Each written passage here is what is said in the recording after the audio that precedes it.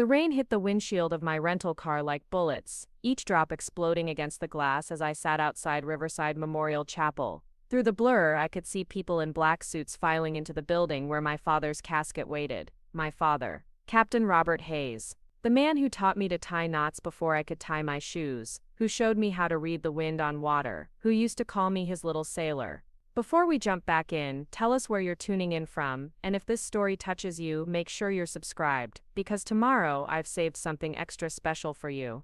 I wasn't allowed inside. My own mother had made that crystal clear when she'd called me 3 days ago. Her voice had been cold, calculated, nothing like the woman who used to sing me lullabies. Victoria, I know you think you have a right to be here, but this family has been through enough. Your presence would only cause more pain. Please respect our wishes and stay away. Our wishes. As if my stepfather Marcus had any say in honoring a man he'd spent the last 6 years trying to replace. As if my half-brother Kevin, who barely knew Dad, had more claim to this moment than I did. As if the woman who'd filed for divorce while Dad was deployed in Afghanistan had any right to decide who could mourn him. But there I sat, engine running, watching strangers pay their respects to the man who'd raised me alone for the first 18 years of my life. The man who'd never missed a single soccer game, even when he had to drive 3 hours from base just to watch me play for 20 minutes. The man who'd taught me that courage wasn't the absence of fear, but doing what needed to be done despite it. The same man whose funeral I was banned from attending. The challenge I turned off the engine and stepped into the October rain. The cold immediately soaked through my black dress, the only funeral-appropriate clothing I owned that wasn't a military uniform. Ironic, considering everything Dad had taught me about honor and service. But wearing my dress blues today would only give them more ammunition against me. The chapel doors stood 20 feet away, but they might as well have been on another continent. 2 security guards flanked the entrance, hired muscle that my mother had stationed there specifically to keep me out. She'd thought of everything, down to having my photos sent to them so there'd be no confusion about who the unwelcome daughter looked like. I'd driven 14 hours straight from my apartment in San Diego to get here. 14 hours of practicing what I'd say if I saw her, rehearsing arguments about my right to be here, imagining scenarios where she'd realize how wrong she was. But none of those mental rehearsals had prepared me for this moment, standing in the rain like a stranger outside my own father's funeral. The chapel was filling up quickly. I recognized some faces from Dad's old unit, men he'd served with before his final deployment. There was Mrs. Henderson from next door, who used to bring us casseroles when Dad was working late. Mr. Peterson from the marina, who taught Dad everything about boat engines and had become like a grandfather to me during those long summers on the water. All of them walking freely into a building where I was forbidden to enter. My phone buzzed. A text message from a number I didn't recognize. Tori, this is Commander Morrison, Jake Morrison. Your father spoke of you often. I'm here with 7 of my men. We need to talk. Jake Morrison. I knew that name. Dad had mentioned him countless times over the years, usually with the kind of respect he reserved for only the finest officers. Morrison had been his commanding officer during that final deployment, the one that had changed everything between Dad and Mom. The deployment that had somehow driven a wedge so deep into my family that it had never healed. I looked toward the chapel entrance again, scanning the crowd of mourners. Near the back, I spotted him. Tall, broad-shouldered, with the kind of bearing that screamed military even in civilian clothes. Our eyes met across the parking lot, and he gave me a slight nod. Behind him, 7 other men in dark suits turned to look in my direction. Each of them carried themselves with the same unmistakable presence. Navy SEALs, without question. My heart hammered against my ribs. What were they doing here? Dad had been Army, not Navy. He'd retired as a captain after 22 years of distinguished service, but he'd never mentioned working with SEALs. Why would a Navy SEAL commander know my father well enough to speak of me often? Another text arrived. Meet me at the back entrance in 5 minutes. Come alone. The back entrance meant walking around the entire building, past the windows where anyone inside could see me. It meant risking my mother spotting me and causing the exact scene she'd hired security to prevent. But something in Morrison's message felt urgent, important in a way I couldn't ignore. I pulled my jacket tighter and started walking. The rain had intensified, turning the gravel parking lot into a series of muddy puddles that soaked through my only pair of dress shoes. Each step felt like a betrayal of everything Dad had taught me about dignity and composure, but what choice did I have? I was already the family outcast, already persona non grata at my own father's funeral. What was a little more indignity at this point? The back of the chapel was quieter, shielded from the main parking area by a row of pine trees that Dad would have loved. He'd always preferred the peaceful spots, the places where you could hear yourself think. As I rounded the corner, I found Morrison waiting for me, his 7 men arranged in a loose semicircle behind him. Up close, he looked exactly like what Central Casting would order for a Navy SEAL commander. Silver at his temples, weathered face marked by years of sun and salt water, eyes that seemed to catalog every detail of a situation before most people even noticed there was a situation to assess. But there was something else in his expression, something that looked almost like recognition. "Victoria Hayes," he said, and it wasn't a question. "You look exactly like your father described." "I'm sorry, Commander Morrison, but I think there might be some confusion. My father was Army, Captain Robert Hayes, 10th Mountain Division. He never mentioned working with Navy SEALs." Morrison's expression shifted, becoming something I couldn't quite read. "Miss Hayes, your father and I worked together on several classified operations over the past 5 years. Operations that officially never happened, in places the military was never supposed to be. Your father saved my life twice, and the lives of my men more times than I can count." The words hit me like physical blows. 5 years, that would put their first collaboration right around the time Dad's marriage to Mom started falling apart. Right around the time she started complaining that he was always gone, always unavailable, always choosing the military over his family. I'd assumed she was talking about his regular Army duties, the normal deployments and training exercises that came with his rank.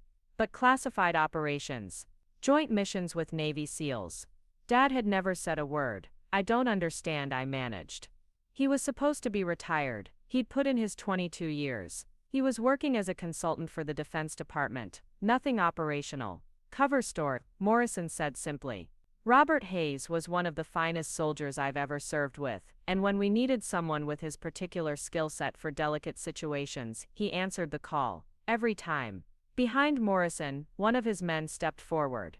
He was younger than the others, maybe early 30s, with the kind of intense focus that reminded me of Dad when he was concentrating on something important. "Ma'am, your father talked about you constantly. Showed us pictures from your soccer games, your high school graduation, your college degree ceremony. He was incredibly proud of you." "Rodriguez," Morrison said quietly, a gentle warning in his voice. "No, sir, she needs to know this." Rodriguez continued. "Captain Hayes carried a photo of you in his gear on every mission.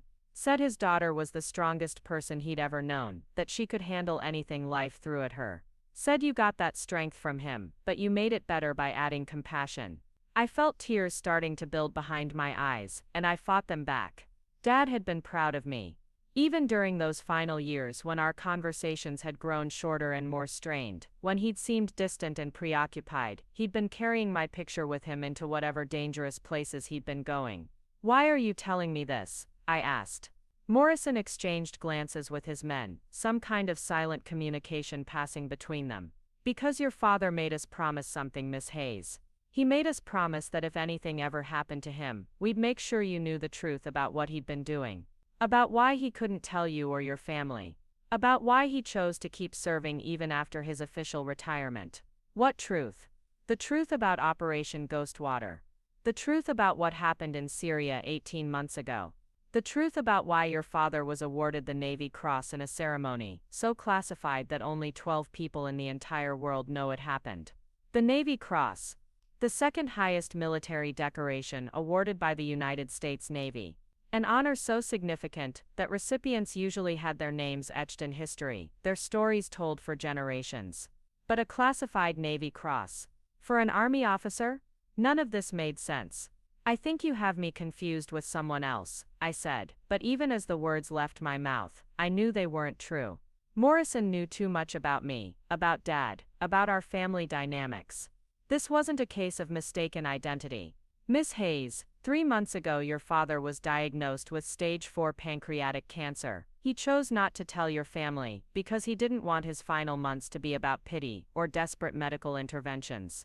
He wanted to use the time he had left to set things right, to make sure the people who mattered to him understood who he really was." The ground seemed to shift beneath my feet. Cancer, Dad had been dying, and he hadn't told anyone. Hadn't told me. All those months when I'd been frustrated by his short phone calls and canceled visits, he'd been fighting a battle he knew he couldn't win. He recorded something for you, Morrison continued, pulling a small device from his jacket pocket. Wanted us to make sure you heard it after the funeral, but given the current circumstances, I think he'd want you to have it now. The device was a simple digital recorder, the kind Dad had always preferred for taking notes. His handwriting had been terrible, but his voice had always been clear and strong. Morrison handed it to me, and I stared at it like it might explode. There's more, Miss Hayes. Much more. But first you need to understand that what I'm about to show you will change everything you thought you knew about your father. Are you prepared for that? I looked at the chapel where my father's body lay in a casket I wasn't allowed to approach. I thought about my mother's cold voice on the phone, my stepfather's smug satisfaction at having successfully excluded me, my half-brother's indifference to losing a man who'd tried so hard to be a father figure to him. They'd made their choice about who belonged at this funeral. But maybe they didn't get to make that choice after all. Maybe my father had made his own arrangements for how his story would end. Yes, I said. I'm ready. Morrison nodded to one of his men. Preparing and narrating this story took us a lot of time, so if you are enjoying it, subscribe to our channel. It means a lot to us. Now back to the story. Who disappeared around the corner of the building. He returned a moment later with a metal briefcase, the kind used for transporting sensitive documents. Morrison took it from him and set it on a nearby bench, entering a complex combination that suggested whatever was inside was more than just sentimental keepsakes. Your father's final mission ended 4 months ago, Morrison said as he worked the locks. It was supposed to be routine intelligence gathering, but it turned into something much more significant. Something that will have implications for national security for years to come. The briefcase opened with a soft click. Inside, nestled in custom foam padding, was a collection of items that made my breath catch. A Navy cross in its presentation case, the distinctive blue ribbon pristine and unworn. A folded American flag, clearly one that had flown over a significant location. A stack of photographs showing Dad in gear I'd never seen him wear, standing with men who looked nothing like the regular army soldiers I was used to seeing him with. And at the bottom, a leather folder tied with a simple string. This is your inheritance, Miss Hayes. Not money, not property, but truth. The truth about who your father really was, and why his work was too important to abandon, even when it cost him his family. I picked up one of the photographs. Dad looked younger in it, more vital than he'd seemed in recent years. He was standing on what looked like the deck of a ship, wearing tactical gear that was clearly Navy issue. Behind him, the ocean stretched to the horizon, and in the background I could make out the silhouette of other vessels. When was this taken? 18 months ago, off the coast of Syria. Your father was leading a joint operation to extract a high-value intelligence asset. The mission went sideways when they encountered unexpected resistance, and your father made a decision that saved not only the asset but also the lives of 6 Navy SEALs.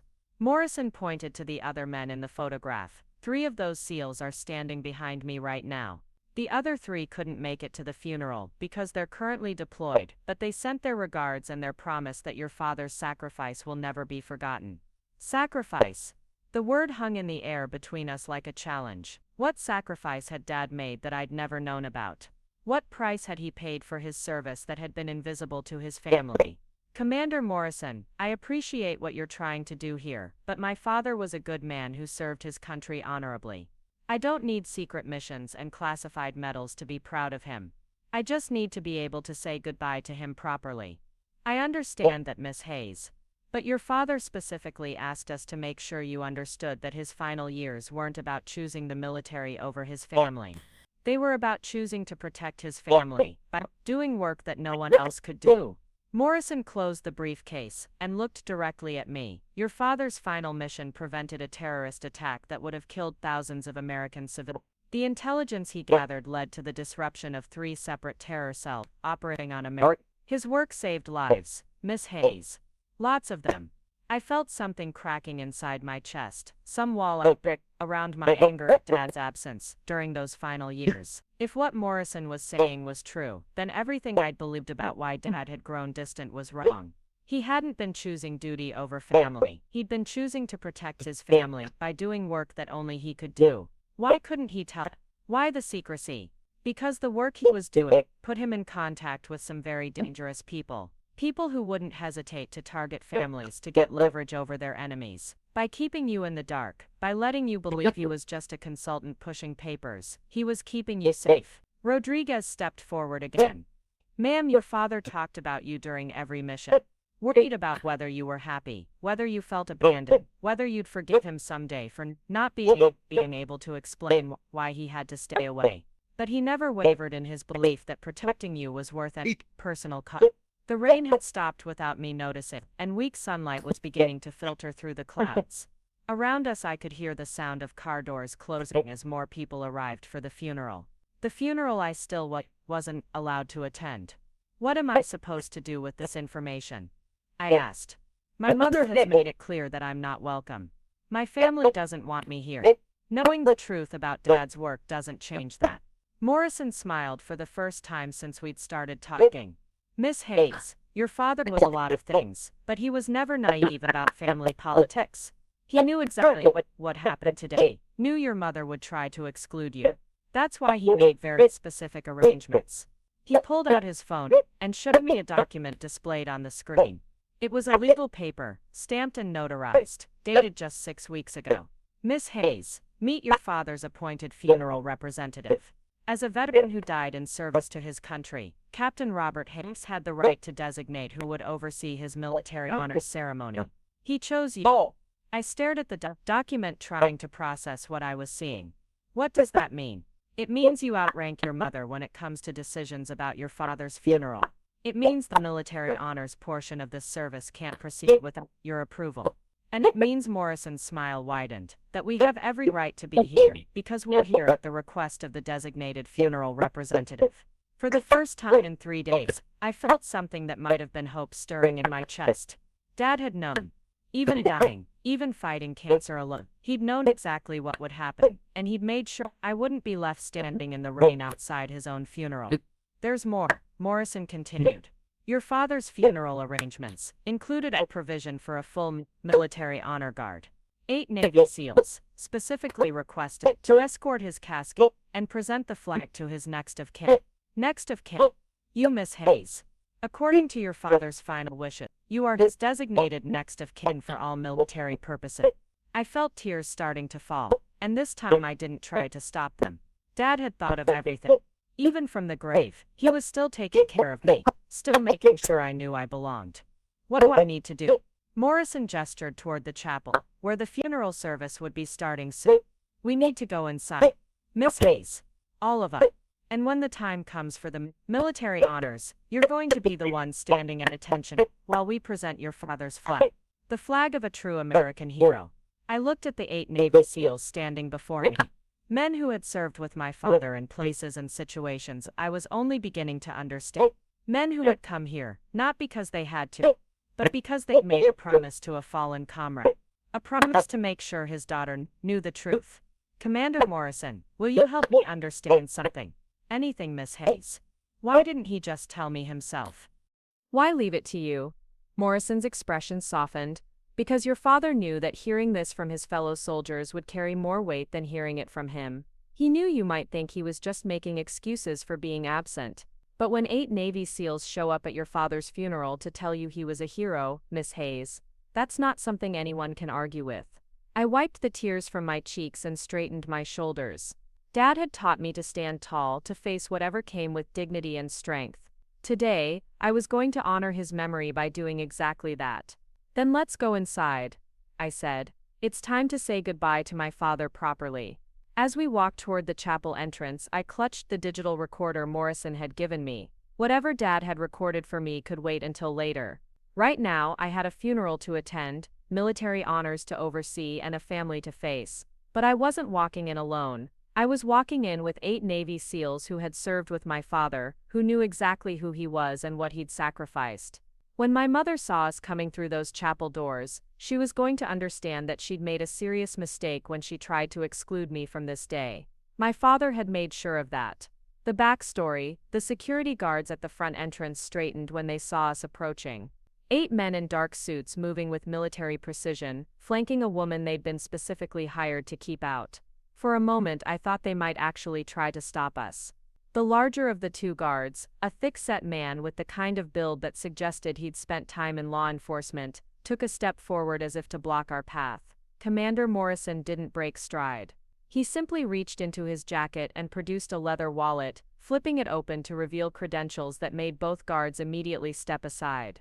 I caught a glimpse of official seals and the words Department of Defense before Morrison tucked the wallet away. "Gentlemen," Morrison said politely, "we're here for Captain Hayes' service. Military Honor Guard detail." The guards exchanged uncertain glances. This clearly wasn't covered in whatever instructions my mother had given them. How do you refuse entry to active-duty Navy SEALs attending a veteran's funeral, especially when they had federal credentials and spoke with the kind of quiet authority that suggested arguing would be both futile and unwise? "Ma'am," the larger guard said to me, his voice apologetic, "I'm going to need to make a phone call." "That won't be necessary," Morrison replied smoothly. "Miss Hayes is the designated military funeral representative. She has full authority over all aspects of Captain Hayes' military honors ceremony. If you'd like to verify that, I can provide you with the appropriate documentation." The guard's radio crackled to life.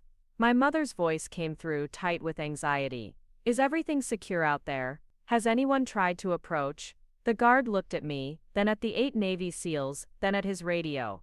I could almost see him calculating the political ramifications of various responses. Finally, he keyed the microphone. "Mrs. Whitman, there's a military honor guard here for the service. They have proper credentials and authority." A long pause, then my mother's voice again, sharper now. "What kind of honor guard?" "I didn't request any military honors. Navy SEALs, ma'am. They're here with Captain Hayes' daughter." The silence that followed was deafening.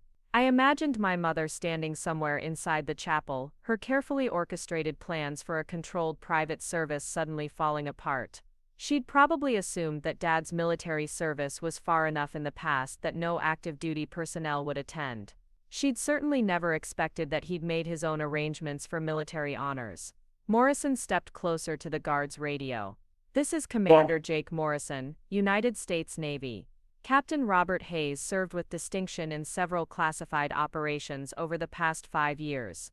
His service earned him decorations that warrant full military honors. We're here to ensure those honors are properly rendered." Another long pause. Then a different voice came through the radio, male and irritated. "My stepfather, Dr. Marcus Whitman. Commander Morrison, this is Dr. Marcus Whitman, Captain Hayes' next of kin by marriage. This is a private family service. We appreciate your respect for Robert's service, but we haven't authorized any military ceremonies." I watched Morrison's face harden almost imperceptibly. Rodriguez, standing just behind him, actually took a step forward before Morrison raised a hand to stop him. "Whitman," Morrison said, his voice carrying the kind of steel that probably made enemy combatants reconsider their life choices, "with all due respect, you are not Captain Hayes' next of kin for military purposes. Miss Victoria Hayes has been designated as her father's military funeral representative, with full authority over all aspects of his military honors. That designation supersedes any civilian family arrangements." The radio went silent. I could picture the conversation happening inside the chapel, my mother and stepfather huddled together, trying to figure out how to regain control of a situation that was rapidly slipping away from them. They'd never counted on Dad having made his own plans.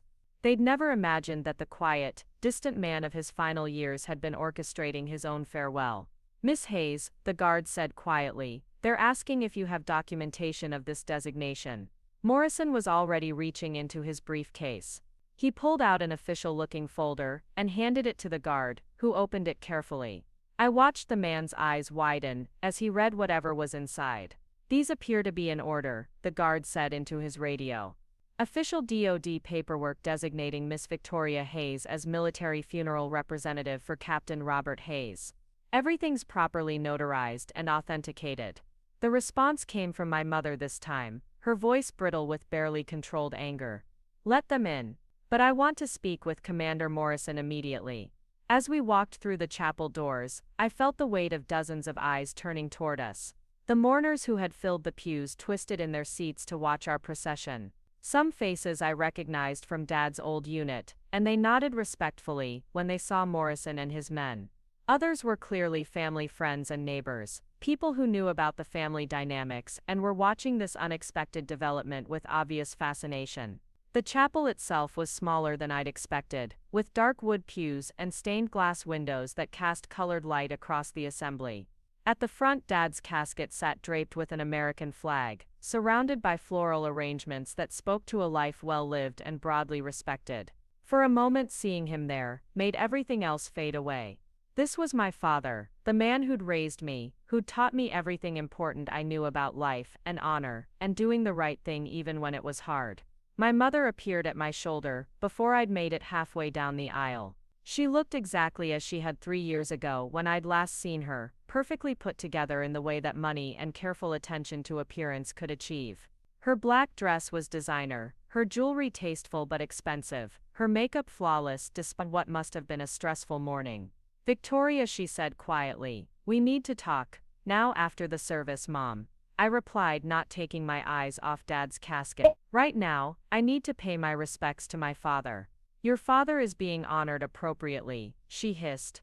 "You don't need to turn his funeral into some kind of military spectacle."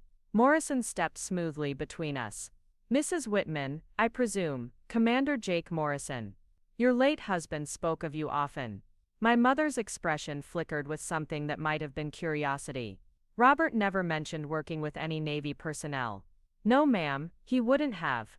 The work we did together was classified. Still is, in many respects. But I can tell you that your husband was one of the finest soldiers I ever had the privilege of serving with." "Robert was retired," my stepfather interjected, appearing beside my mother with the kind of proprietary air that had always irritated me. "Marcus Whitman was everything my father wasn't. Soft where Dad had been hard, political where Dad had been direct, concerned with appearances where Dad had cared about substance. He worked as a consultant. Desk work." Rodriguez made a sound that might have been a snort, quickly covered by a cough. Morrison's expression remained diplomatically neutral. "Sir, with respect, Captain Hayes' consulting work took him to some very active locations. His expertise was invaluable in several sensitive operations." "What kind of operations?" my half-brother Kevin asked. He was 22 now, tall and lean like his father, but with none of Dad's bearing. Kevin had always been resentful of the attention Dad paid to me, jealous of the bond Dad and I shared. But now he looked genuinely curious. Morrison glanced at me before answering. "I'm not at liberty to discuss operational details, but I can tell you that your stepfather's work helped prevent several significant threats to American security." "Stepfather?" Kevin's voice rose slightly. "Robert was my father." The words hung in the air like a challenge. Dad had tried so hard to be a good father to Kevin, had included him in everything despite Kevin's obvious preference for his biological father. But Kevin had never really accepted Dad's place in his life, had always treated him like an inconvenient obligation rather than family. "Kevin," my mother said sharply, clearly wanting to avoid a scene. But Morrison was already responding. "My apologies, sir. Captain Hayes spoke of you as well. He was very proud of your academic achievements." It was diplomatic, but I caught the subtle difference in Morrison's tone. When he'd talked about Dad's pride in me, his voice had carried genuine warmth. Now he sounded like he was reciting something from a briefing paper. Dad had probably mentioned Kevin because he felt obligated to, not because Kevin's accomplishments genuinely moved him. "I think we should take our seats," my mother said, clearly wanting to end this conversation before it revealed any more uncomfortable truths. "The service is scheduled to begin in 10 minutes. Of course, Morrison agreed. "My men and I will be seated in the back. We'll wait for the appropriate moment to render honors." As my mother and stepfather moved toward the front pews, I lingered with Morrison and his team. "Commander, what exactly are these honors going to involve?" "Traditional military funeral honors, Miss Hayes. Flag folding ceremony, 3-volley salute if the chapel permits firearms, and presentation of the flag to the next of kin. In this case you." "My mother isn't going to like that." "Miss Hayes, your father earned those honors through blood and sacrifice. What your mother likes or doesn't like isn't relevant to what Captain Hayes deserves." Rodriguez stepped closer. "Ma'am, if I may, your father specifically requested that you be the one to receive the flag. He was very clear about that. Said you were the only one who would understand what it meant." I felt tears threatening again and blinked them back. Why would he say that? Because you're the only one who knew who he really was, said another of Morrison's men, a quiet operator named Brooks who hadn't spoken before. He used to say that you inherited his sense of duty, his understanding that some things are worth sacrificing for. Said you'd understand why he had to keep serving even when it cost him personally. The chapel was filling up around us. I could see Dad's old army buddies scattered throughout the pews, men I remembered from barbecues and holiday parties when I was younger. They kept glancing toward Morrison's team with obvious curiosity. It wasn't every day that Navy SEALs showed up at an Army officer's funeral. There's something else, Morrison said quietly. Your father left specific instructions about his eulogy. He wrote something he wanted read, if circumstances permitted. What kind of circumstance? If you were here to hear it. My mother had apparently been watching us from the front of the chapel, because she suddenly appeared again with Dr. Whitman in tow. Commander Morrison, I need to understand what's happening here. This was supposed to be a simple memorial service. Family and close friends only. If Robert made some kind of military arrangements, why wasn't I informed? Morrison's response was carefully measured. Ma'am, Captain Hayes' final arrangements were compartmentalized for security reasons. He was involved in sensitive work right up until his diagnosis. Certain protocols had to be followed. Security reasons. Dr. Whitman's voice carried the skeptical tone of someone who dealt in facts and evidence. Commander, my wife's first husband was a good soldier, but he'd been retired for years. What possible security concerns could there be about a funeral? Dr. Whitman, are you familiar with the term operational security? Of course, then you'll understand. Then even in death, certain details about Captain Hayes' service must remain protected. The men and women he worked with, the operations he supported, the intelligence he helped gather, all of that has ongoing implications for national security. I watched my stepfather process this information. He was a smart man, logical and analytical by training. The implications of what Morrison was saying would be impossible for him to ignore. Are you telling me that Robert was still engaged in active military operations? I'm telling you that Robert Hayes never stopped serving his country, sir. The nature of that service is classified, but its importance cannot be overstated. My mother's face had gone pale. The phone calls, she said quietly. All those late-night phone calls, the sudden trips, I thought he was having an affair. The admission hung in the air between us. So that was it. That was why she'd grown so cold toward Dad in his final years, why she'd filed for divorce, why she'd been so eager to exclude me from today's service. She'd convinced herself that Dad's absences and secrecy meant he was cheating on her. Ma'am, Morrison said gently, your husband was faithful to you and to his country. The calls and trips were operational necessities. Captain Hayes often spoke about how difficult it was to maintain that secrecy, how much he wished he could explain his absences to his family. Then why didn't he? Kevin demanded.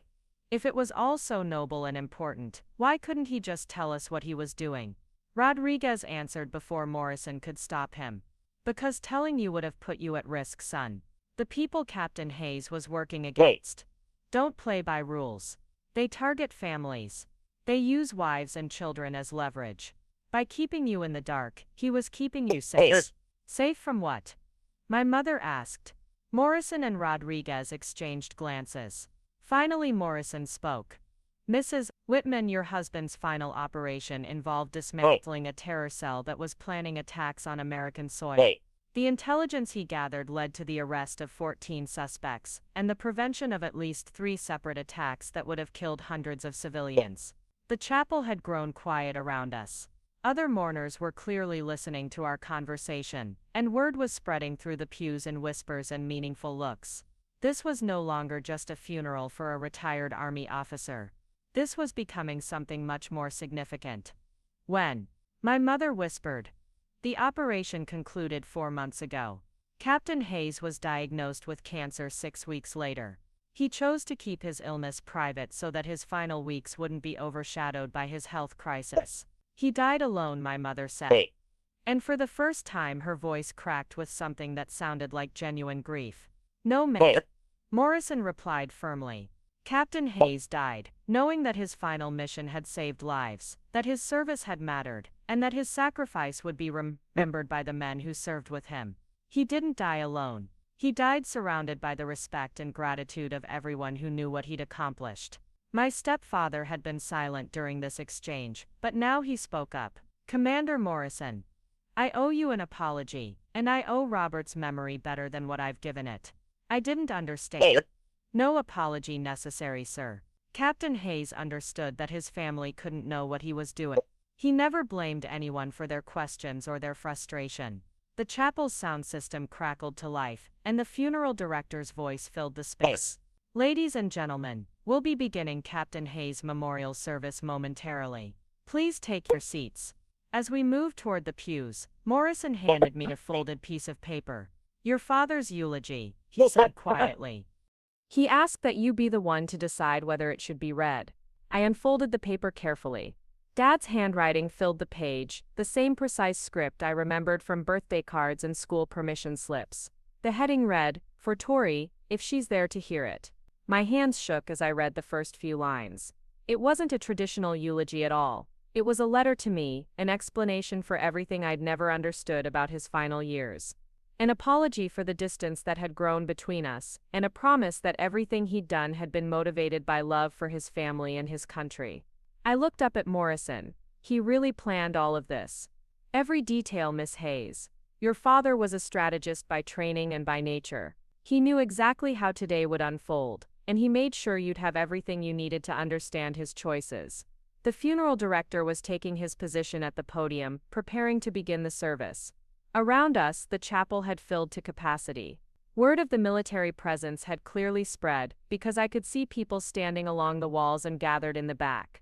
Commander Morrison, I said, I'd like his letter read as part of the service. Are you certain, Miss Hayes? Once it's read publicly, there's no taking it back. Your family will learn things about Captain Hayes that might be difficult to hear. I looked toward the front of the chapel where my mother sat with Dr. Whitman and Kevin. They'd spent years misunderstanding Dad's absences, resenting his commitment to service, believing he'd chosen duty over family. Maybe it was time they learned the truth. Read it, I said. My father deserves to have his story told properly. Morrison nodded and walked toward the front of the chapel. He spoke briefly with the funeral director, showing him the letter and some kind of official identification.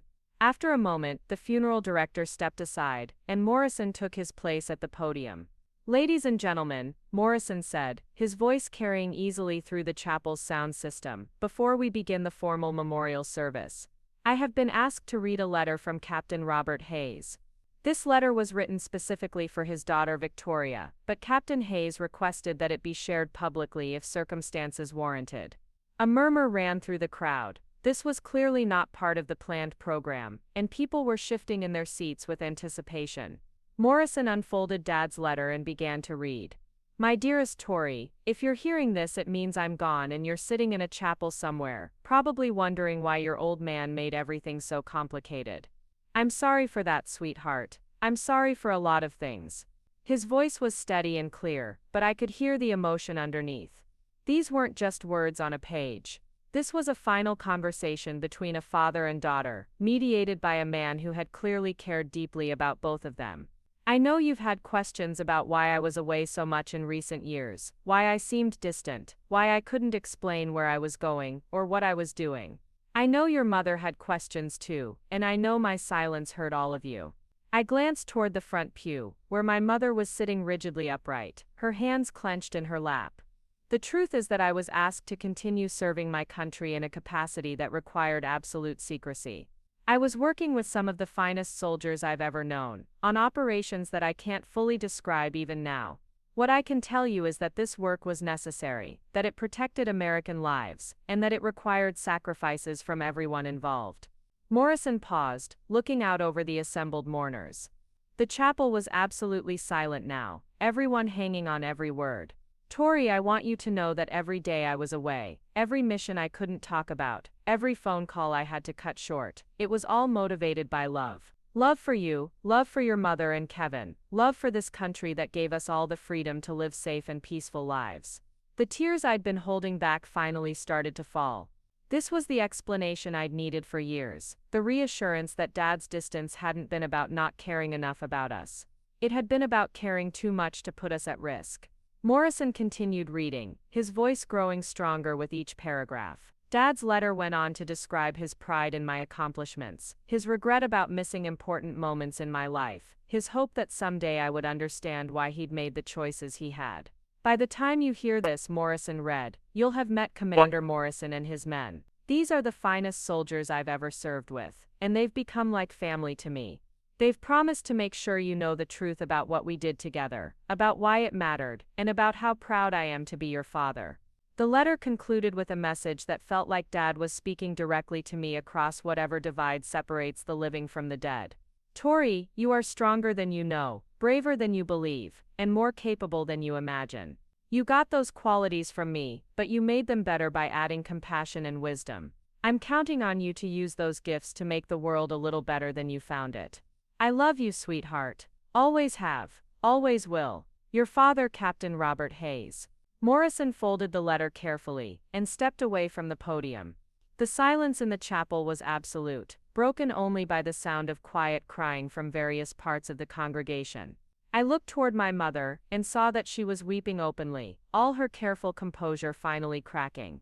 Dr. Whitman had his arm around her shoulders, and even Kevin looked shaken by what he'd heard. The funeral director returned to the podium and began the formal service, but I barely heard the opening prayers and hymns.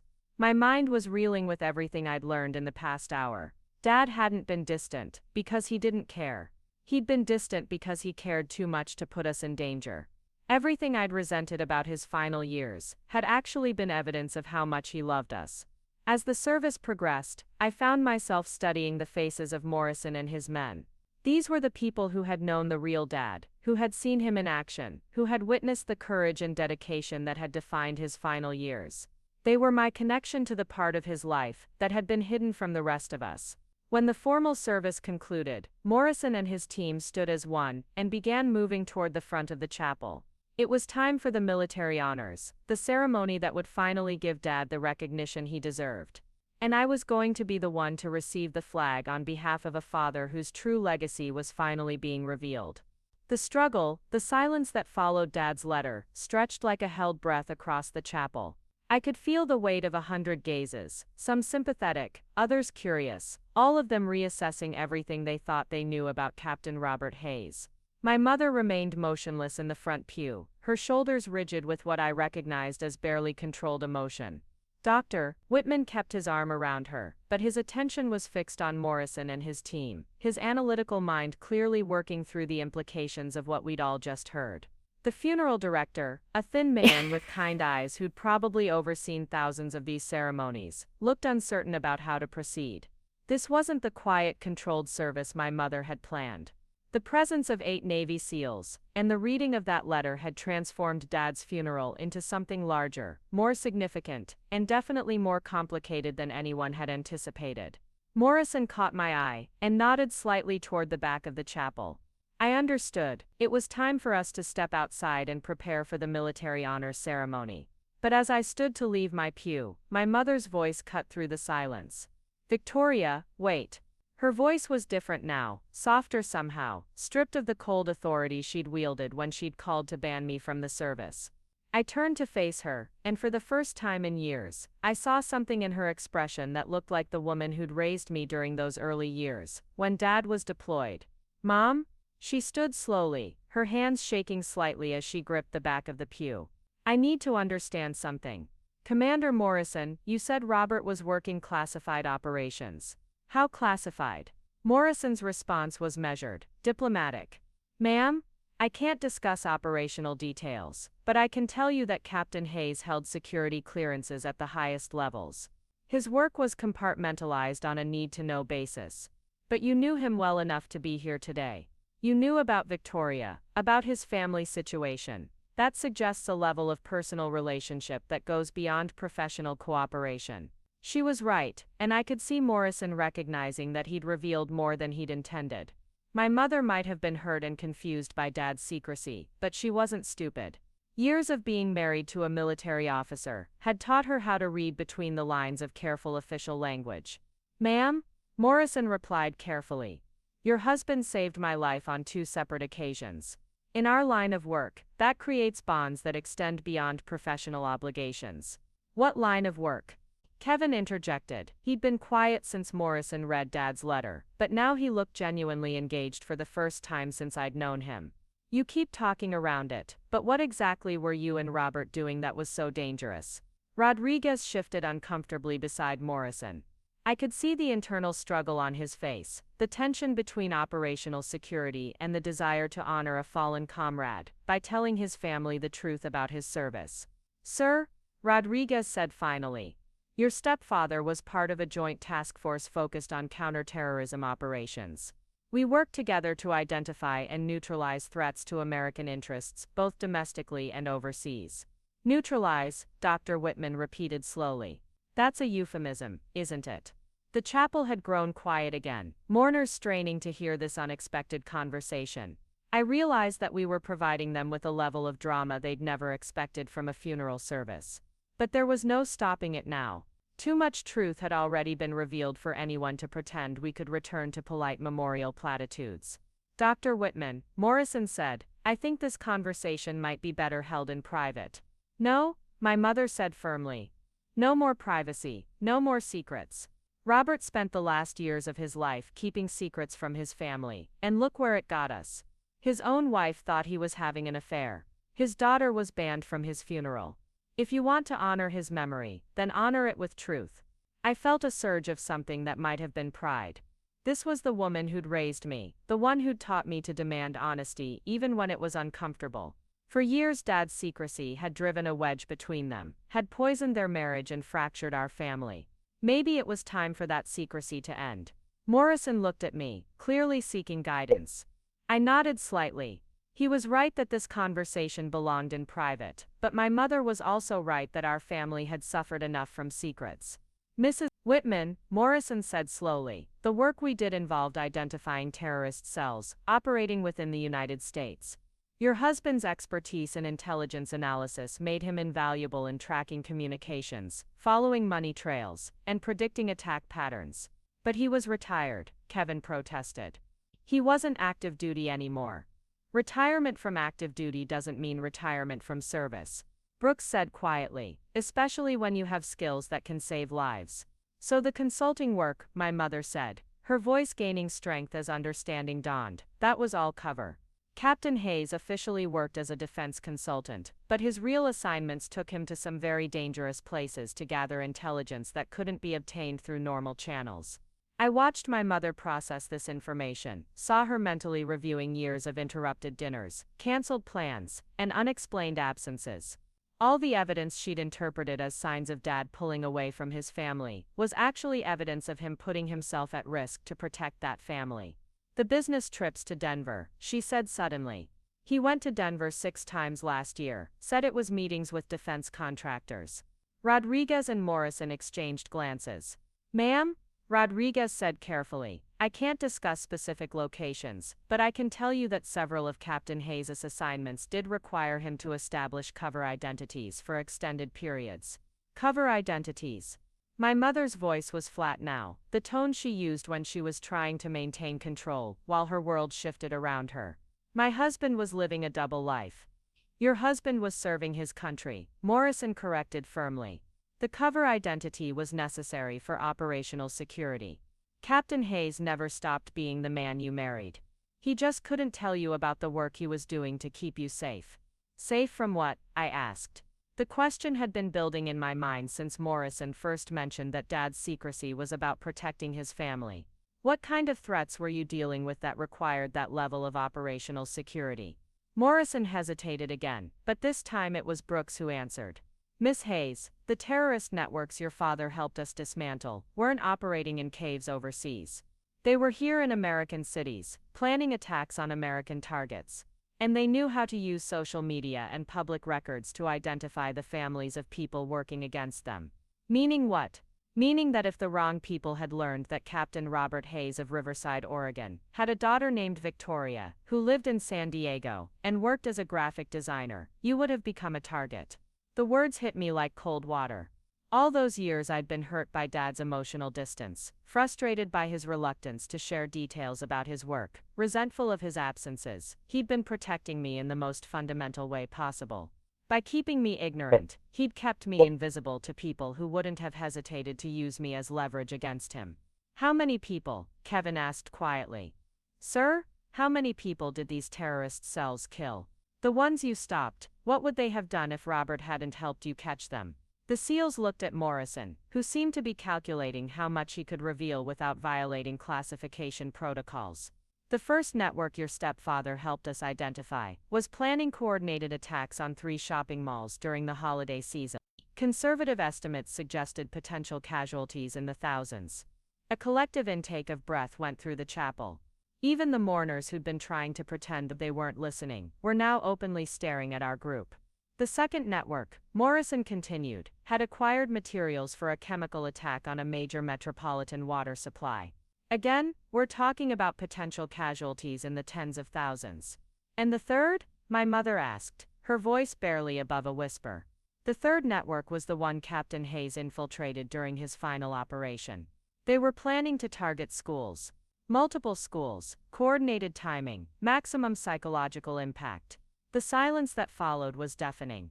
I felt physically sick, thinking about what those attacks would have meant, how many families would have been destroyed, how many children would have died. He stopped all of that. Kevin asked. Your stepfather's intelligence gathering was instrumental in preventing all 3 sets of attacks, Morrison confirmed. But more than that, the networks he helped us map led to the identification and arrest of dozens of other suspects. Captain Hayes' work probably saved more lives than we'll ever be able to calculate. I looked toward Dad's casket, draped with the American flag, and surrounded by flowers from people who'd had no idea what he'd really been doing in his final years. The man lying there wasn't just a retired Army officer who'd done his duty. He was a hero who'd continued fighting, long after most people would have considered his service complete. Why didn't he tell us? My mother asked, and for the first time her voice carried genuine anguish instead of anger. Even generally, even without details, why couldn't he explain that he was doing something important? Because he loved you too much to put you at risk, Rodriguez answered. Ma'am, we've all worked undercover operations.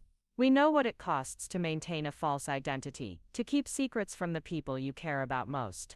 Captain Hayes carried that burden so you wouldn't have to. But the divorce, my mother said, tears starting to flow again. I filed for divorce because I thought he didn't care anymore, thought he was choosing everything else over his family. Mrs. Whitman, Morrison said gently, your husband never stopped loving you. But he couldn't tell you the truth without putting you in danger, and he couldn't abandon the work without knowing that innocent people would die. So he chose the work. He chose to protect both his family and his country, even when it meant personal sacrifice. Whitman had been quiet during this exchange, but now he spoke up. Commander Morrison, I need to ask you something directly. Did Robert ask you to be here today? Yes, sir, he did, and he specifically requested that you bring this information to his family. Captain Hayes was very clear about his final wishes. He wanted his family to understand the truth about his service, and he wanted Victoria to know that every sacrifice he made was motivated by love. But he waited until after his death to tell us. Kevin said, and there was hurt in his voice. He could have trusted us. He could have explained. Sir, Brooks said quietly, with respect, Captain Hayes was protecting you from having to carry the weight of that knowledge. Do you think your mother would have slept peacefully knowing that your stepfather was infiltrating terrorist cells? Do you think Victoria could have focused on her own life knowing that her father was putting himself in constant danger? It was a fair point, and I could see Kevin struggling with it. There was a difference between being trusted with dangerous knowledge and being protected from it. Dad had made the choice to carry that burden alone, rather than share it with people he loved. He died thinking we hated him, my mother said suddenly, her voice breaking. He died believing that his family thought he was a failure, that we'd given up on him. No, ma'am, Morrison said firmly. Captain Hayes died, knowing that he'd successfully completed his final mission, that his intelligence had prevented a major terrorist attack, and that his family was safe because of the choices he'd made. He also died knowing that someday, you'd learn the truth and understand why he'd done what he did. How can you be so sure? Morrison reached into his jacket and pulled out a small digital device, similar to the recorder he'd given me earlier. Because he recorded something for you too, Mrs. Whitman. For all of you. The funeral director approached our group, clearly uncomfortable with how long this conversation had been going on. "Excuse me, but we have other services scheduled today. If you need more time for family discussion, perhaps we could move to one of our private rooms." "No," I said, surprising myself with the firmness in my voice. "We're going to finish this here, where Dad is." He spent enough years being excluded from family conversations because of his service. He's not going to be excluded from this one. Morrison nodded approvingly. Miss Hayes is right. Captain Hayes earned the right to have his story told completely and honestly. He looked at the funeral director. "Sir, we'll need a few more minutes to complete the military honors ceremony. I hope that's acceptable." The funeral director glanced around the chapel, taking in the crowd of mourners who were clearly invested in seeing how this drama played out. "Of course, take all the time you need." Morrison activated the digital recorder and held it where we could all hear. Dad's voice filled the chapel, clear and strong despite what must have been the effects of his illness. "Patricia, if you're hearing this, it means Jake Morrison kept his promise to make sure you learned the truth about what I've been doing these past few years. I know you're angry with me, and I know you have every right to be. I know my secrecy hurt you, hurt our marriage, hurt our family." My mother's composure finally cracked completely. She buried her face in her hands and wept openly, all the pain and confusion and regret of the past few years pouring out of her. "I need you to know that every lie I told, every excuse I made, every time I couldn't explain where I was going or what I was doing, it was because I was trying to protect you. The work I was doing put me in contact with people who would have hurt you to get to me. Keeping you in the dark was the only way to keep you safe." Dad's voice continued, addressing Dr. Whitman and Kevin directly, thanking them for being part of his family, apologizing for the distance his work had required. But it was his final words that broke something open in my chest. "To my family, I want you to know that serving my country never meant more to me than serving all of you. Every mission I accepted, every risk I took, every secret I kept, it was all about making sure you could live safe, peaceful lives in a country worth living in. I hope someday you'll understand that choosing duty wasn't about choosing against family. It was about choosing to protect the thing that mattered most to me in the world." The recording ended, leaving us standing in a chapel filled with the echoes of a dead man's final apology and explanation. Around us, mourners were crying openly, affected by the raw emotion of a family finally understanding the price their father had paid for their safety. My mother looked up at me, her makeup ruined by tears, her careful composure completely abandoned. "Victoria, I'm so sorry. I should never have tried to keep you away from today. I should never have blamed you for Robert's absence.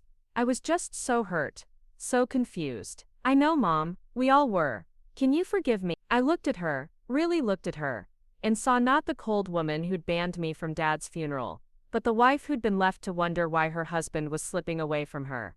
She'd made the wrong choice in trying to exclude me, but she'd made it from a place of pain, not malice. "Of course I can forgive you. Dad would want us to be family again." Dr. Whitman stepped forward, his medical training having taught him to deal with emotional crisis. "Commander Morrison, what happens now? With Robert's work, I mean. Are there ongoing investigations? People who might still pose a threat?" "Sir, Captain Hayes's final operation was concluded successfully. The networks he helped us identify have been dismantled. Your family is no longer at risk from those particular threats. But there will be others," Kevin said. It wasn't really a question. "There are always others," Morrison confirmed. "That's why people like your stepfather continue to serve even after their official retirement. Because the threats to our security don't retire, and sometimes experience and expertise are more valuable than youth and energy." I realized that we were standing at a crossroad. We could let this moment of understanding fade, could return to our separate lives with a better appreciation for Dad's sacrifices. But no real change in our family dynamics. Or we could choose to honor his memory by becoming the family he'd always wanted us to be. "Commander Morrison," I said, "earlier you mentioned that Dad had made specific arrangements for military honors. What exactly does that involve?" "Full honors, Miss Hayes.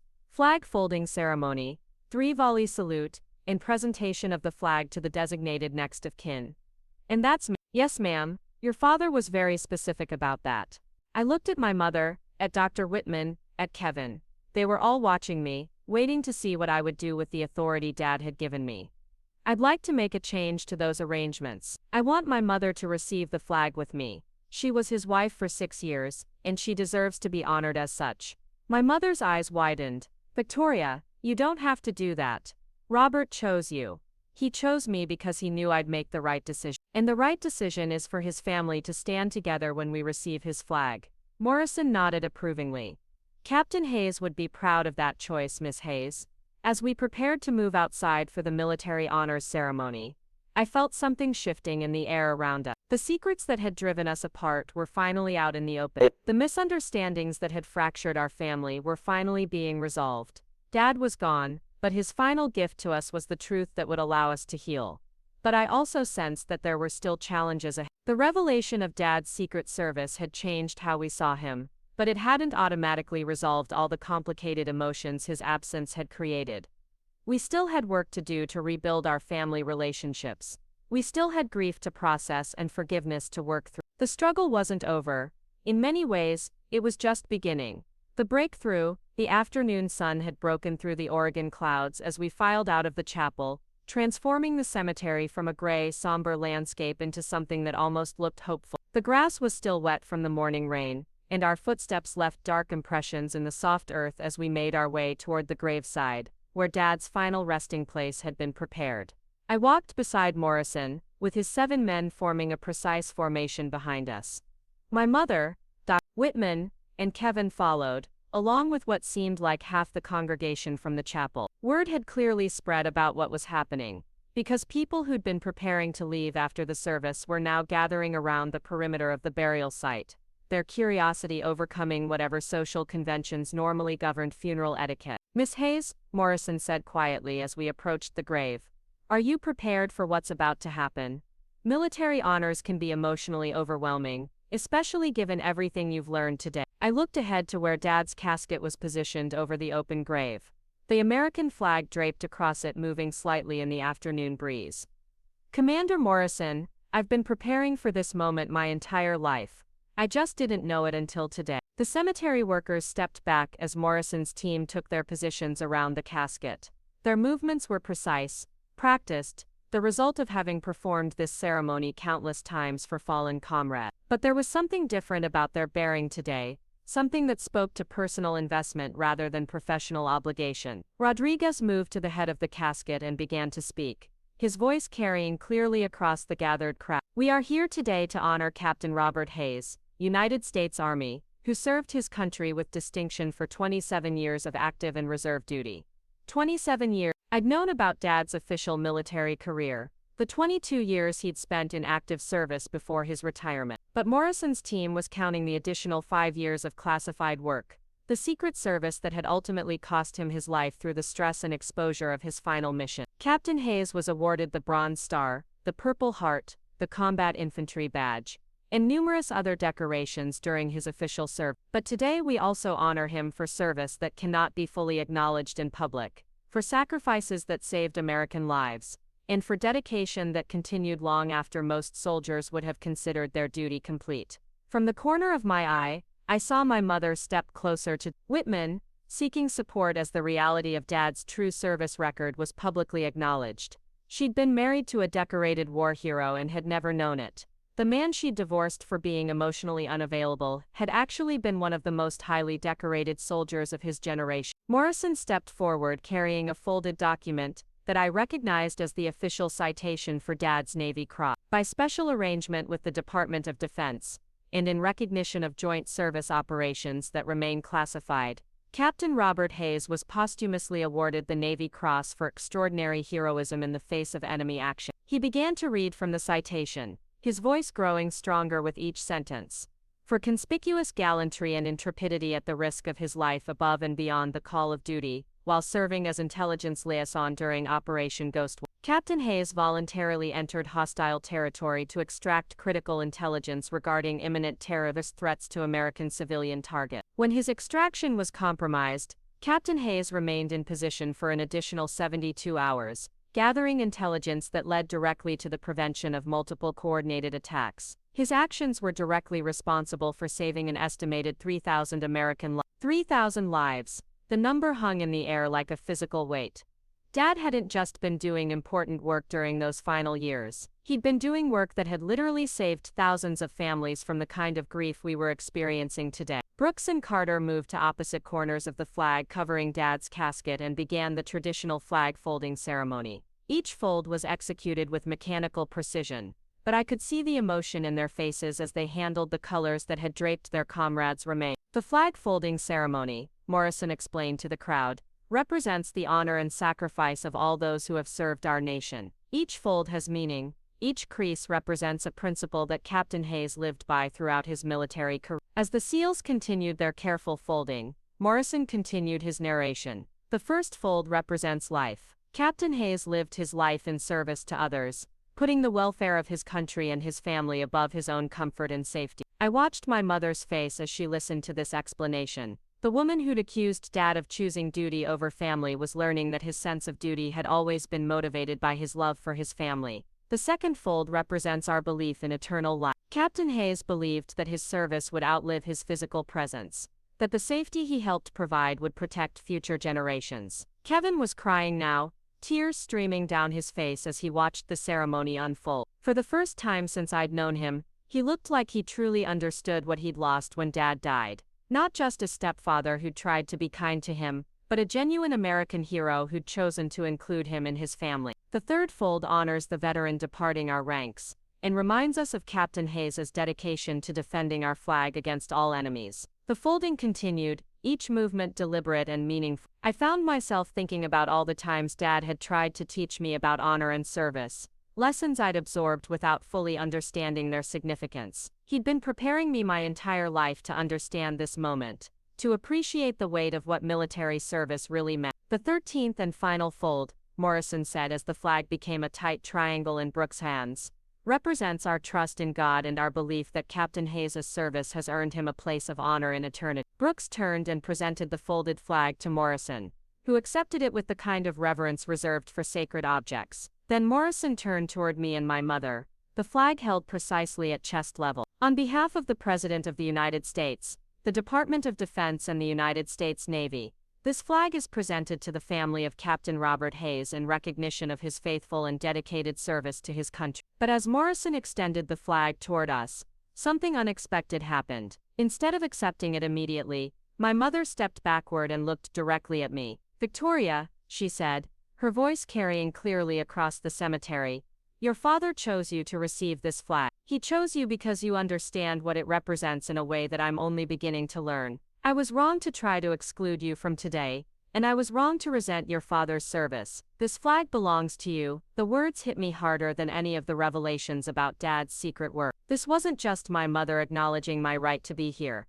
This was her acknowledging that I had inherited something from Dad that went beyond genetics, something that connected me to his sense of duty and sacrifice. "Mom, Dad wanted us to be a family. That's why he made these arrangements, why he wanted the truth to come out today. This flag represents his love for all of us." I reached out and placed my hands on the flag alongside Morrison's, then guided it toward my mother's waiting arms. "We receive it together." The crowd around us was completely silent, but it was the kind of silence that spoke to deep emotion rather than awkward discomfort. Mourners were wiping their eyes openly, moved by the sight of a family reconciling over their patriarch's casket. Morrison stepped back and, along with his 7 men, came to attention and rendered a perfect salute. The precision was breathtaking, 8 hands moving as one to honor a fallen comrade. But what struck me most was the emotion visible on their face. These weren't ceremonial gestures performed by strangers. These were brothers saying goodbye to someone they'd served with, someone they'd trusted with their lives. "Present arms," Morrison commanded,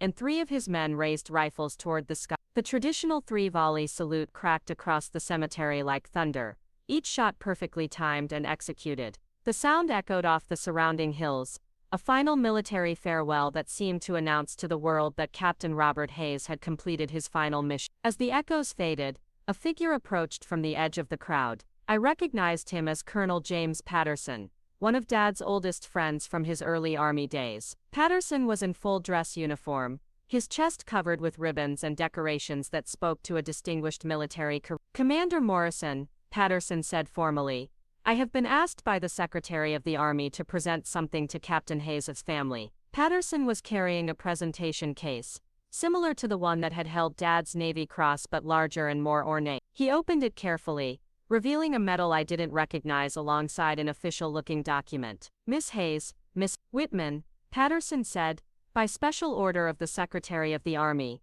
Captain Robert Hayes is posthumously awarded the Distinguished Service Cross for his extraordinary heroism during classified operations conducted between 2019 and 20. The Distinguished Service Cross. I knew enough about military decorations to understand that this was the Army's second highest honor, equivalent to the Navy Cross Morrison had mentioned earlier. But Dad was receiving both recognition from multiple branches of the military for service that crossed traditional organizational boundaries. The citation, Patterson continued, reads as follows: for extraordinary heroism while serving as intelligence operations specialist during multiple classified missions. Captain Hayes voluntarily accepted assignments requiring deep cover infiltration of hostile organizations, gathering intelligence at extreme personal risk. His work directly prevented terrorist attacks on American soil and led to the identification and neutralization of multiple threat networks. Captain Hayes's courage, dedication, and sacrifice reflect the highest traditions of military service,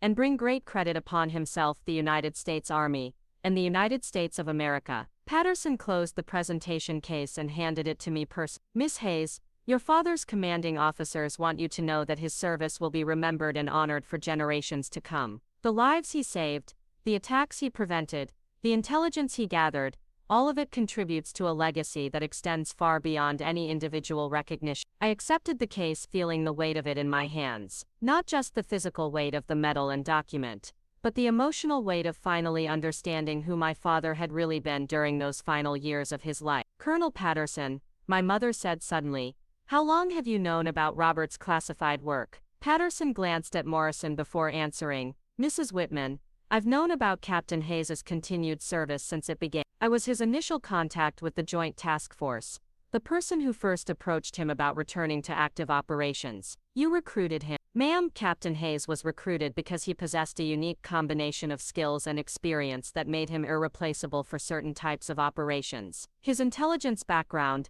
his language abilities, his understanding of terrorist psychology, all of it made him invaluable. But he was retired. He'd done his service. Why couldn't you leave him alone? The question hung in the air between them, heavy with years of accumulated pain and resentment. Patterson looked genuinely affected by the emotion in my mother's voice. Miss Whitman, Captain Hayes could have declined any assignment we offered him. His participation was entirely voluntary. But when we briefed him on the threats we were facing, on the potential consequences of failing to stop these terrorist networks, he didn't hesitate to volunteer. Of course he didn't, my mother said, and there was both pride and sadness in her voice. That's exactly what Robert would do. He could never walk away from people who needed help. Dr. Whitman stepped forward, his medical training making him comfortable, addressing difficult truths direct. Colonel Patterson, I need to ask you something. Did Robert's work contribute to his cancer diagnosis? The stress, the travel, the exposure to dangerous situations. Patterson hesitated, clearly uncomfortable with the question. Sir, Captain Hayes's medical records are classified, but I can tell you that the work he was doing involved exposure to significant physical and psychological stress over an extended period. It wasn't a direct answer, but it was answer, and Dad's heroic service had literally cost him his life, not through enemy action but through the cumulative toll of years spent in high-stress, dangerous situations. The cancer that had killed him was as much a casualty of war as any battlefield wound. He knew, didn't he? I said suddenly. When he took on that final operation, he already knew he was sick. Morrison and Patterson exchanged glances again, another one of those silent communications that spoke to shared knowledge they weren't sure they should reveal. Miss Hayes, Morrison said carefully, your father received his cancer diagnosis 3 weeks before Operation Ghostwater concluded. He chose to complete the mission rather than seek immediate medical treatment. The words hit me like a physical blow. Dad had known he was dying, had known that delaying treatment might cost him precious time, but he'd chosen to finish the mission anyway. He'd literally sacrificed his life to prevent terrorist attacks on American civilians. Oh my God, my mother whispered. He chose the mission over the chance to fight his cancer. Ma'am, Rodriguez said gently, Captain Hayes chose to make sure the mission succeeded so that other families wouldn't have to go through what you're going through today. He chose to save thousands of lives rather than potentially extending his own. The full scope of Dad's sacrifice was finally becoming clear. He hadn't just kept secrets from his family to protect them. He'd given up his chance to fight his illness, given up precious time he could have spent with us, given up the possibility of saying goodbye properly, all to ensure that his final mission succeeded. That's why he made all these arrangements. I realized aloud. The funeral plans, the letters, the instructions to you and your team. He knew he wasn't going to survive, and he wanted to make sure we understood why. Captain Hayes spent his final weeks making sure everything was in place. Morrison He recorded the messages, wrote the letters, arranged for the military honors, designated you as his funeral representative.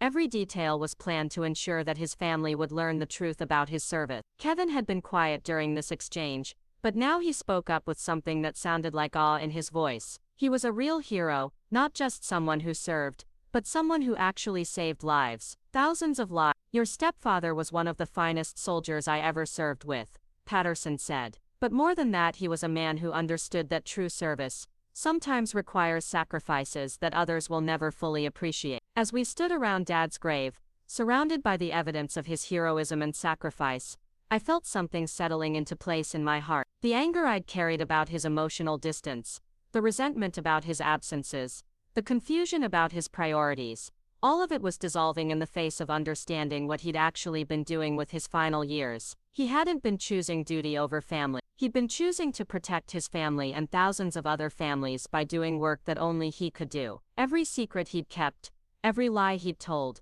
every time he'd seemed distant or preoccupied, it had all been in service of something larger than himself. Morrison approached me one final time, carrying a small wooden box that I hadn't noticed before. Miss Hayes, this is something your father specifically requested that I give you after the military honors were complete. I opened the box carefully. Inside was a simple silver compass, worn smooth by years of handling. I recognized it immediately. Dad had carried this compass throughout his military career, had shown it to me when I was a child, had explained how it had guided him through difficult terrain in places I'd been too young to understand. He said to tell you that this compass always pointed him toward home, Morrison said quietly, and that home for him was wherever his family was. I held the compass in my palm, feeling its familiar weight. The needle swung slowly before settling on magnetic north, just as it had done countless times when Dad had shown it to me. But now I understood that for him, true north had always been his family, his responsibility to protect the people he loved. Thank you, I said to Morrison and his men. Thank you for making sure he didn't die alone, for being his family when his real family couldn't be with him, and for keeping your promise to tell us the truth. Miss Hayes, Morrison replied, serving with your father was an honor. Making sure his family knows what he accomplished was a privilege. As the crowd began to disperse and the formal ceremony concluded, I realized that this wasn't really an ending. It was a beginning. The truth about Dad's service had changed everything we thought we knew about him, but it had also opened the possibility for our family to heal and move forward with a shared understanding of what his life had really meant. The secrets were finally out in the open. The hero's welcome he'd never received in life had finally been rendered in death, and his family, fractured by misunderstanding and hurt, was finally ready to come together and honor the legacy he'd left behind. The resolution. The cemetery had grown quiet as the formal ceremony concluded, but our family remained gathered around Dad's grave as the other mourners gradually made their way back to their cars. The late afternoon sun was casting long shadows across the headstones, and there was something peaceful about the silence that had settled over us. For the first time in years, we were all together without the weight of unspoken questions and hidden resentments hanging between us.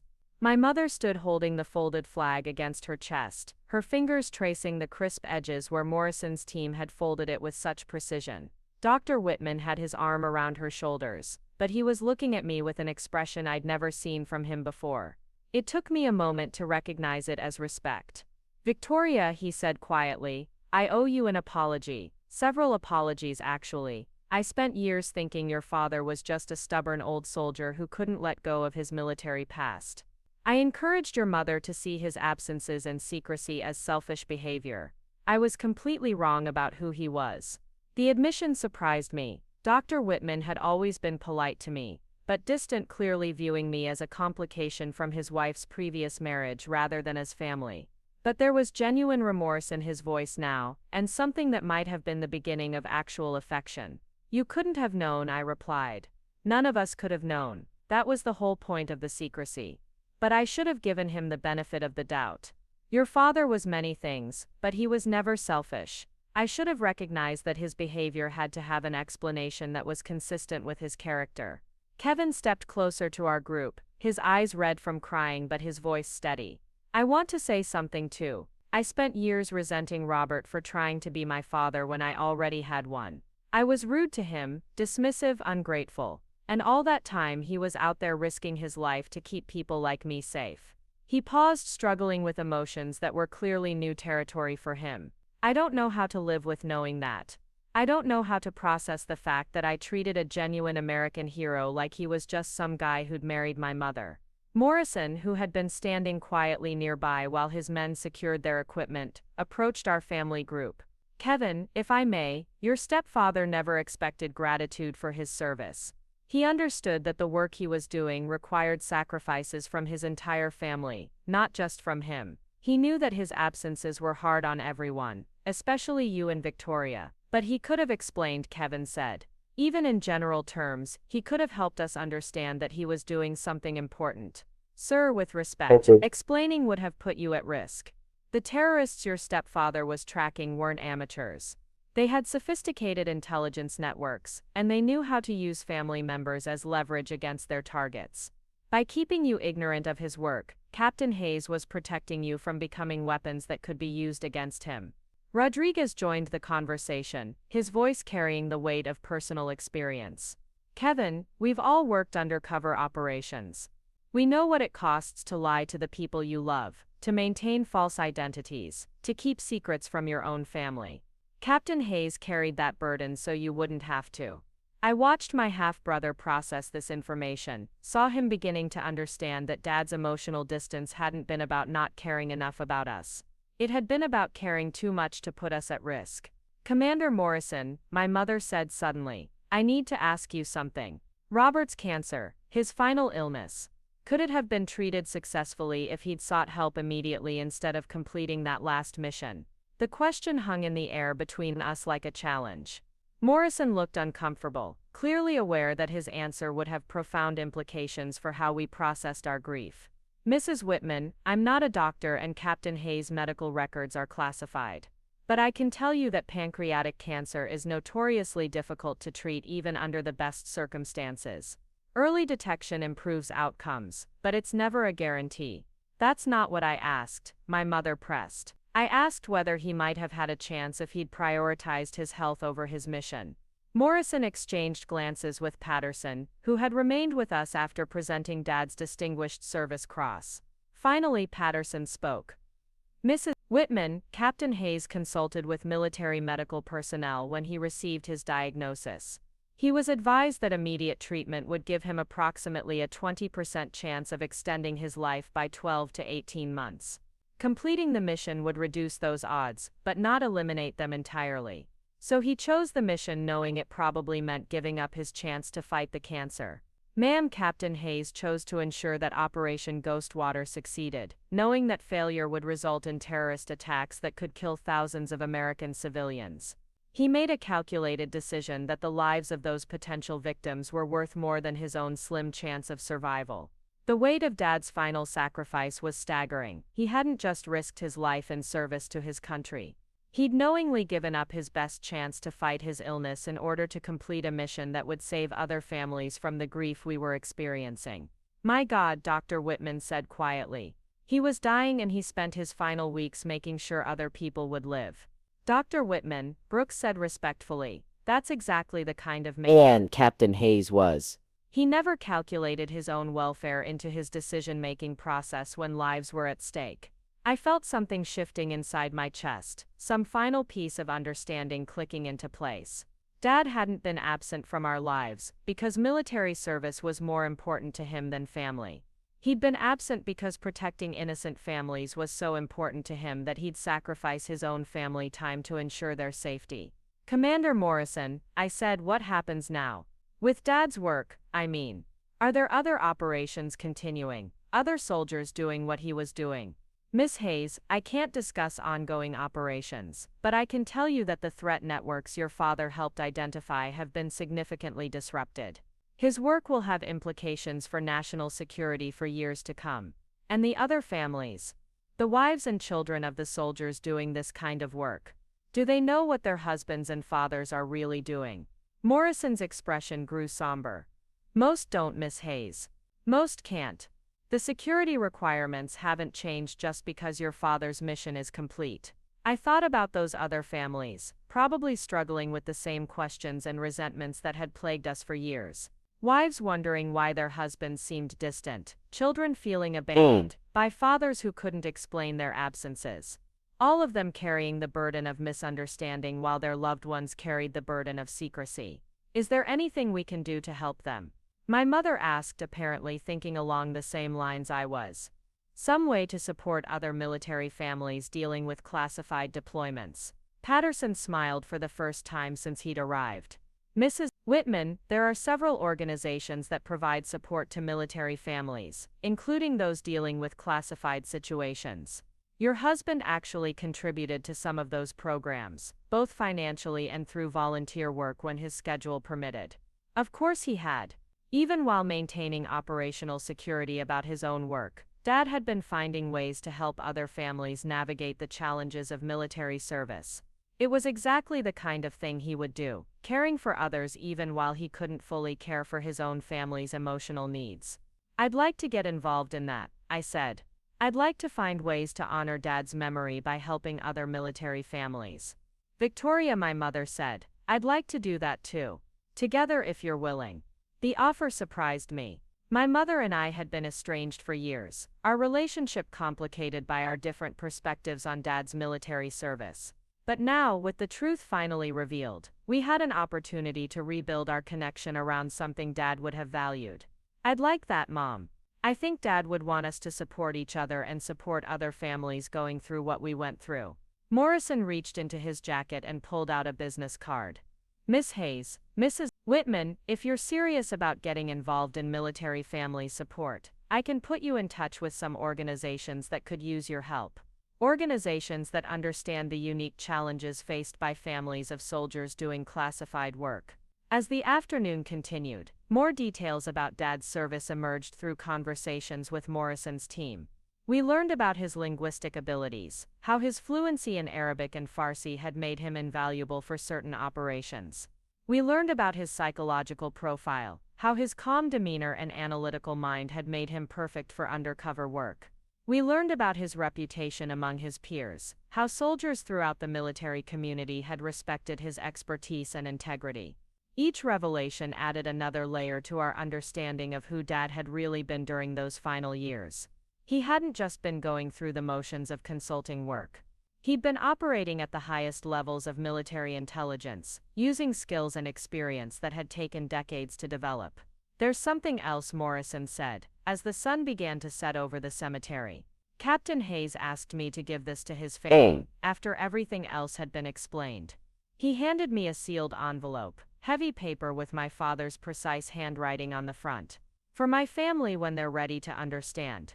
I opened it carefully, aware that this might be Dad's final communication with us. Inside was a handwritten letter, several pages long, dated just 3 weeks before his death. My dearest family, I read aloud, if you're reading this it means Jake Morrison and his team have kept their promise to explain what I've been doing these past few years. I hope you can understand now why I couldn't tell you the truth while I was alive. I continued reading, my voice growing stronger as Dad's words brought him back to life one final time. His letter explained his decision to continue serving after retirement, his pride in the work he'd been doing, his regret about the secrets that had driven wedges between us. I know my absences hurt you, the letter continued. I know my inability to explain where I was going and what I was doing created doubt and resentment. But I need you to understand that every lie I told, every excuse I made, every time I chose duty over family time, it was because I believed that protecting innocent lives was worth any personal cost. The letter went on to address each of us individually. To my mother he apologized for the strain his secrecy had put on their marriage, and expressed his hope that she would find happiness with Dr. Whitman. To Kevin he offered gratitude for accepting him as a stepfather and pride in the young man Kevin was becoming. To Dr. Whitman, he expressed appreciation for the love and stability he'd brought to the family. And to my daughter Victoria, I read my voice beginning to shake with emotion. I want you to know that you are my greatest pride and my deepest regret. Pride because you've grown into exactly the kind of woman I hoped you'd become: strong, compassionate, principled, and brave. Regret because my work kept me from being the father you deserved during these final years. I had to pause, overcome by the direct connection to Dad that his written words provided. It was as if he was standing beside his grave, speaking to us one final time. Tori, you inherited my sense of duty, but you improved it by adding wisdom and compassion. I hope you'll use those gifts to help other people the way I tried to help through my military service. The world needs people like you, people who understand that some things are worth sacrificing for. The letter concluded with instructions for how he wanted to be remembered, and hopes for how our family would move forward. He asked us to support each other, to honor his memory through service to others, and to understand that his love for us had motivated every choice he'd made, even the ones that had seemed to pull him away from us. I die knowing that my final mission succeeded, that thousands of American families will be safe because of the work we did together. But more importantly, I die knowing that my own family, the people who matter most to me in the world, will understand someday that everything I did was motivated by love for them. As I finished reading Dad's final letter, the cemetery around us had grown dark, except for the soft lights that illuminated the pathways between headstones. Our little group was now alone with Dad's memory, and the weight of everything we'd learned about his true legacy. He really did it all for us, Kevin said quietly. Even when it looked like he was choosing everything else over family, he was actually choosing to protect families, including ours. My mother nodded, tears flowing freely down her cheeks. I spent so many nights angry with him, resentful about his absences, convinced that he cared more about his work than about us. And all that time, he was carrying the weight of keeping us safe. Patricia, Dr. Whitman said gently, Robert never stopped loving you. His secrecy wasn't about not trusting you with the truth. It was about protecting you from having to carry the burden of that truth. Morrison and his team had been respectfully quiet during our family conversation, but now he approached with obvious reluctance to interrupt our private moment. Miss Hayes, Mrs. Whitman, I'm afraid we need to return to base. But before we go, I want you to know that Captain Hayes' sacrifice will be remembered and honored by everyone who served with him. His work saved lives, and his example inspired everyone who knew him. Rodriguez stepped forward with something in his hands. Ma'am, this is something Captain Hayes asked us to give you if anything happened to him. It was a small photo album, worn leather covers protecting pages of pictures I'd never seen before. Dad in tactical gear, standing with Morrison's team in various locations around the world. Dad receiving commendations from officers whose names and faces were redacted for security reasons. Dad working at computer terminals, analyzing intelligence data, planning operations that would save lives. He wanted you to see that side of his life, Rodriguez explained. Wanted you to understand that even though he couldn't share it with you while it was happening, you were always part of it in his heart. The final photo in the album showed Dad in a hospital bed, clearly weakened by his illness but smiling broadly. He was holding a picture of our family, one taken during happier times when we'd all been together for Christmas several years ago. He kept that family photo with him through every mission, Morrison said quietly. Said it reminded him what he was fighting to protect. As Morrison's team prepared to leave, each of them stopped to shake hands with our family members and offer personal remembrances of Dad. Their stories painted a picture of a man who'd been both a consummate professional and a caring friend, someone who'd carried photos of his family to dangerous places, and had always found ways to check on his teammates' welfare even while managing his own operational responsibilities. Miss Hayes, Morrison said as he prepared to depart, your father asked me to tell you something if I ever had the chance. He said that watching you grow into the woman you've become was his greatest accomplishment, more important than any mission he'd ever completed. After the SEALs departed, our family stood alone in the gathering darkness around Dad's grave. The headstone was simple granite, engraved with his name, dates of service, and a brief inscription, beloved husband and father, who served with honor. It seemed inadequate somehow, given everything we now knew about what his service had really entailed. We should add something, I said suddenly. Something that reflects what he really accomplished. What did you have in mind? Dr. Whitman asked. I thought about everything we'd learned, about the lives Dad had saved, the attacks he'd prevented, the sacrifice he'd made. How about hero who saved thousands? Simple but true, my mother nodded. Robert would like that. He never wanted recognition for himself, but I think he'd want people to know that his service mattered. As we prepared to leave the cemetery, I realized that we were leaving as a different family than we'd arrived as.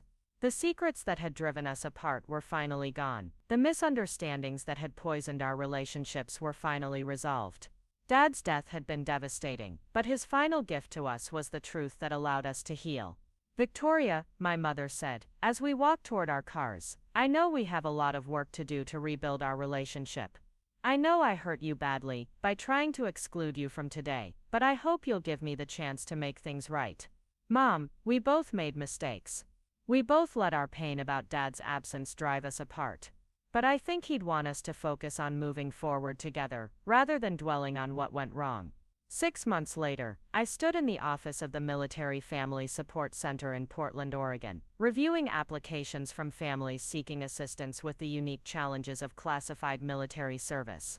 My mother worked beside me, her background in nonprofit management making her invaluable in organizing our programs and outreach efforts. We'd established the Captain Robert Hayes Memorial Fund, dedicated to supporting families dealing with the secrecy and uncertainty that came with sensitive military assignments. The fund provided counseling services, financial assistance for families facing deployment-related hardships, and educational programs designed to help spouses and children understand the importance of operational security.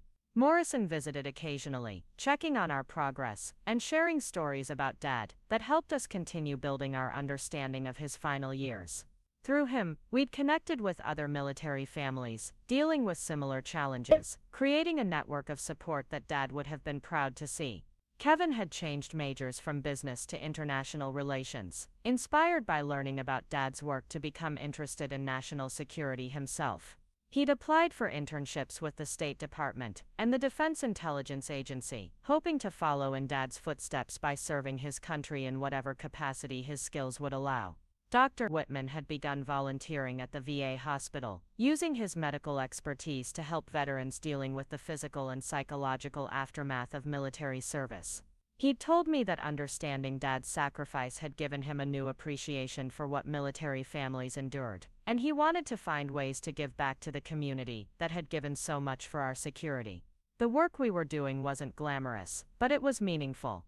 Every family we helped understand the importance of their loved one's service, every child we reassured about their parents' unexplained absences, every spouse we supported through the challenges of military secrecy, it all felt like a continuation of Dad's mission to protect and serve others. On the anniversary of Dad's death, our family gathered at his grave for a private memorial service. Morrison and several of his team members joined us, along with Patterson and other officers who'd served with Dad during his classified assignments. The simple granite headstone now included the addition we'd requested, "Hero who saved thousands." As I stood beside Dad's grave, holding the compass he'd given me, and surrounded by family members who finally understood his true legacy, I felt something I hadn't experienced since childhood: complete peace about who my father had been and what his life had meant. He'd been absent during his final years, but now I understood that his absence had been a form of presence. Every day he'd spent away from us had been a day spent protecting us, and thousands of other families from threats we'd never know about. Every secret he'd kept had been kept out of love. Every sacrifice he'd made had been made to ensure that people like us could live safe, peaceful lives in a country worth protecting. Dad's funeral had begun with a family divided by secrets and misunderstanding. It had ended with a family united by truth and purpose. He'd given us his final mission to support each other, and to help other military families navigate the challenges he'd faced. It was work we could do together, work that honored his memory, while making the world a little better for the people who continued to serve in his footsteps. Standing there in the cemetery where Dad's body rested, but his spirit lived on through our continued service to others, I finally understood what Morrison had meant when he'd said that Dad had died surrounded by the respect and gratitude of everyone who knew what he'd accomplished. We were all part of that circle now, all connected by our commitment to carrying forward the legacy of a man who'd given everything to protect the people he loved. The 8 Navy SEALs, who'd marched in behind me at Dad's funeral, had given me more than just the truth about his service. They'd given me a mission of my own, a way to honor his memory, by serving others the way he'd served throughout his life.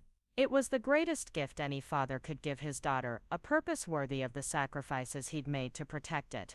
Up next, you've got two more standout stories right on your screen. If this one hit the mark, you won't want to pass these up, just click and check them out.